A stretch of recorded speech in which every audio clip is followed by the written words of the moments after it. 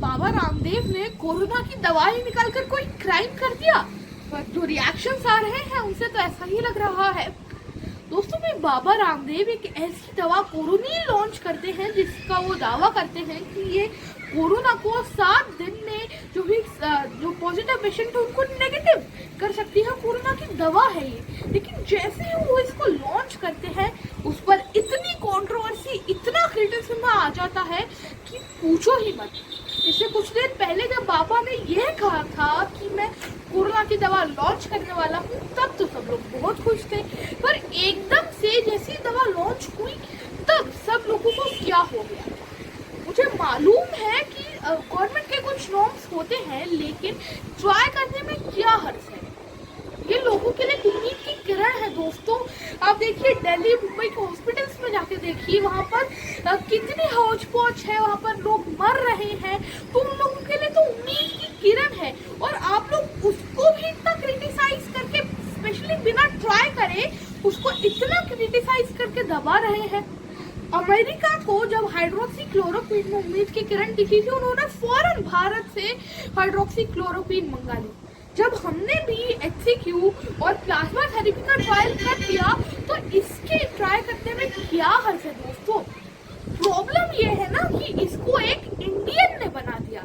अब ये कोई इंडियन ने बनाया है, इसलिए सब लोगों को प्रॉब्लम है। अगर कोई फॉरेन वाला इस पर फॉरेन का ठप्पा लगाकर इंडिया में भेज देता तो सब लोग बोलते हैं वाह वाह, कोरोना की दवाई आ गई, कोरोना की दवाई आ गई, और सब लोग अच्छे से स्वीकार कर लेते। दोस्तों प्रॉब्लम यही है ना कि हम लोग खुद को इतना अंडर एस्टिमेट करते हैं। भारत की आयरनी तो यही है। अब आप देखिए कि गूगल इतनी बड़ी फॉरेन कंपनी है यार, हर सवाल का जवाब गूगल बाबा के पास।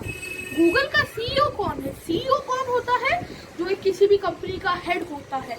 आप मानिए मेन जो चेयरपर्सन होता है दैट इज CEO, सारे मेन डिसीजंस वो लेता है। गूगल का CEO कौन है? गूगल के CEO है मिस्टर सुंदरराजन पिचाई, और आपको जानकर बहुत ही गर्व होना चाहिए कि वो इंडियन है। अब आप लोग सोच रहे होंगे यार, हम तो गूगल को इतनी रिलायबली यूज करते थे कि वाह ये फॉरेन कंपनी, और इसका CEO इंडियन निकला। अच्छा चलिए ठीक है, अब लैपटॉप पर आ जाइए। लैपटॉप में आपका जो माइक्रोसॉफ्ट है, आपको पता उसका CEO कौन है? उनके CEO है मिस्टर सत्या नारायणा नडेला। अब IBM से लेकर, नोकिया से लेकर, हॉटमेल से लेकर, अरिस्टा से लेकर, पेप्सिको के एक्स CEO भी इंडियन थे, और इन सारी कंपनी जिनका मैंने नाम लिया उनके CEO इंडियन है। दोस्तों तो आपको ये जानकर गर्व होना चाहिए, क्योंकि क्या भारत में जो हम रत्न बोल सकते हैं, भारत में इन रत्नों की किसी को भी कदर नहीं है, इसलिए ही इनको बाहर जाना पड़ता है, क्योंकि फॉरेनर्स इंडियंस की कदर करते हैं। आजकल दोस्तों फॉरेनर्स आयुर्वेदा को अपना रहे हैं, पत्तल धोने में खाना खा रहे हैं।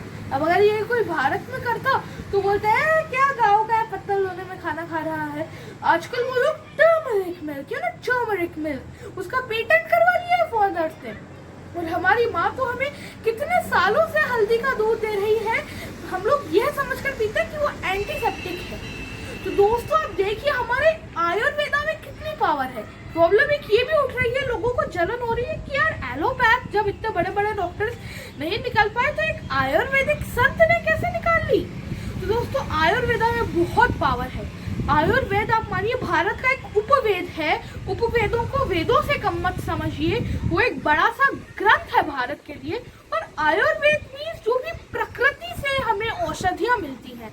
तो दोस्तों प्रकृति हमारी माँ जैसी है, और क्या कोई माँ अपने बच्चों को ऐसी चीज देगी जिसका कोई दुष्प्रभाव होगा? तो अगर ट्राई कीजिए, इसका कोई फायदा नहीं होगा तो नुकसान तो बिल्कुल ही नहीं होगा। दोस्तों अच्छा चलिए ये छोड़िए, आप लोगों को पता है who is the father of surgery?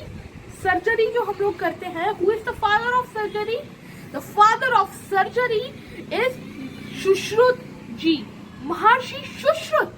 वो हमारे एक भारतीय संत थे, एक ऋषि थे, और उन्होंने सर्जरी, प्लास्टिक सर्जरी, जो हार्ट ट्रांसप्लांट्स वगैरह, इन सब का आविष्कार उन्होंने ही किया था। और उनकी स्टैचू, सुश्रुत जी की स्टैचू ऑस्ट्रेलिया के एक बड़े मेडिकल कॉलेज के बाहर रखी भी गई है। तो दोस्तों आप मानिए कि हमारा भारत कितना महान है, लेकिन हम खुद को अंडर एस्टिमेट कर रहे हैं। अभी एक दवा आई थी फेविफ्लू, वो 106 रुपीज करीब की एक गोली थी, लेकिन उस पे किसी ने सवाल क्यों नहीं उठाए।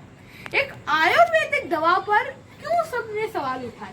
और मैं दोस्तों आप लोगों को एक चीज क्लियर कर दूं कि मैं कोई बाबा का भक्त नहीं हूँ, लेकिन मुझे ये लगता है कि अगर कोई इंसान कुछ अच्छा काम कर रहा है तो उसको क्रिटिसाइज नहीं किया जाना चाहिए, एक बार उनकी बात सुननी चाहिए, ट्राई करना चाहिए और फिर जो आगे के प्रोसीजर्स हैं उनको हमें पूरा करना चाहिए दोस्तों।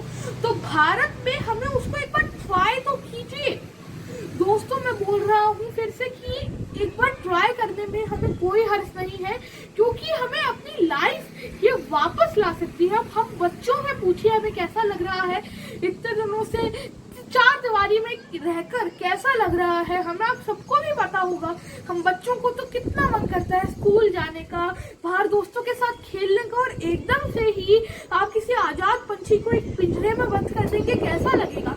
ये उम्मीद की जो किरण जाग रही है, इसको जो लोग दबाने की कोशिश कर रहे हैं, मैं उनसे बोलना चाहूंगा अगर आप लोगों को विश्वास नहीं है आप लोग मत लीजिए ना, आप लोग अफोर्ड कीजिए इतने महंगे महंगे बेड्स, लाखों के वेंटिलेटर्स हॉस्पिटल्स में, लेकिन जो मिडिल क्लास लोग हैं जिनको हमारे भारत, हमारे आयुर्वेदा पर विश्वास है, उनके लिए जो एक किरण जाग रही है उसको तो मत दबाइए। दोस्तों आखिरी में जो इस पूरे वीडियो की समरी में मैं यही कहना चाहूंगा, इस दवाई को एक बार ट्राई करके देखिए, इसमें कोई हर्ज नहीं है। धन्यवाद, जय हिंद, जय भारत।